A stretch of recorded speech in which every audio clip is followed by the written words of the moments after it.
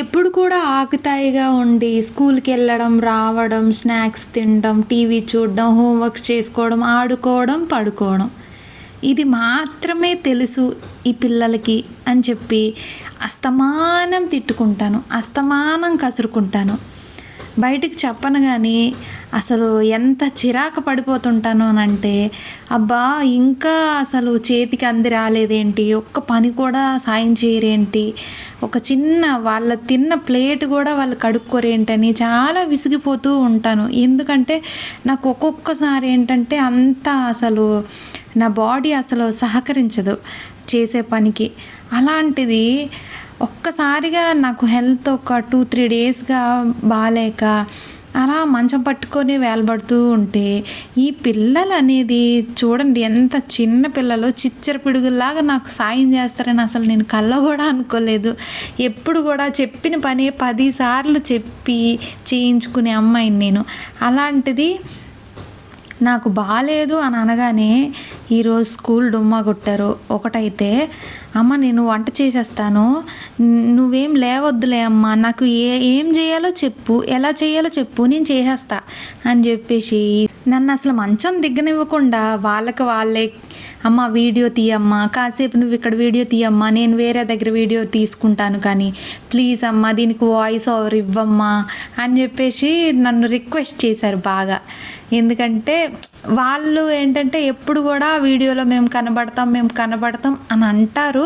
But నేనేంటంటే పెద్దగా interest చూపియను వాళ్ళని చూపియడానికి కూడా. ఈ మధ్య కాలంలో ఏంటి అని అంటే వాళ్ళకి కొంచెం ఇంట్రెస్టెడ్గా ఉన్నారు కదా, చిన్నగా ఒక వీడియో మొత్తంలో కాకపోయినా 2-3 మినిట్స్ అయినా సరే వాళ్ళు వచ్చేటట్టు చూపిస్తే వాళ్ళు కూడా చాలా హ్యాపీగా ఫీల్ అవుతారు కదా అని చెప్పేసి ఈ మధ్య కొంచెం నా వీడియోలో వాళ్ళని కూడా యాడ్ చేస్తున్నాను.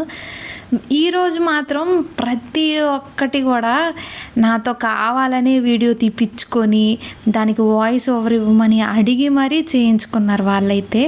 ఈ వీడియో ఎలా ఉందో అనేది, ఎలా వచ్చిందో అనేది పక్కన పెడితే, నా కోసం వాళ్ళు వంట చేసి నా ప్లేట్లో భోజనం పెట్టి నాకు ఇచ్చారు అని అంటే నేను చాలా హ్యాపీగా ఫీల్ అవుతున్నాను. ఒక 10-12 ఇయర్స్ ఉన్న పిల్లలు వంట చేయొచ్చు, ఏదైనా పనులు సాయం చేయొచ్చు, గిన్నెలు కడిగేయచ్చు, ఇల్లు తడిగొడ్డ పెట్టేయచ్చు, ఏదైనా పని చేసినా మనకి పెద్దగా ఆశ్చర్యం అనిపించదు. ఎందుకంటే 5th class, 6th class are 7th class అట్లా ఆ ఏజ్ పిల్లలు ఏదైనా పని చేసినా సరే మనం పెద్దగా ఆశ్చర్యపోవక్కర్లే.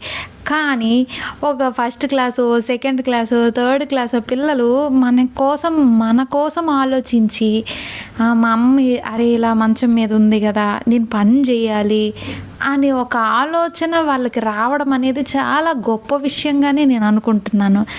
దీనికోసం అసలు నేను ఎంతగా ఆలోచించానంటే, ప్రతి ఇంట్లో కూడా అబ్బాయి ఉన్నా లేకపోయినా సరే అమ్మాయి మాత్రం కంపల్సరీ తన తల్లికి సాయంగా ఉండడానికైనా సరే ప్రతి ఒక్క ఇంట్లో ఒక ఆడపిల్ల ఖచ్చితంగా ఉండాలి అని అనిపించింది.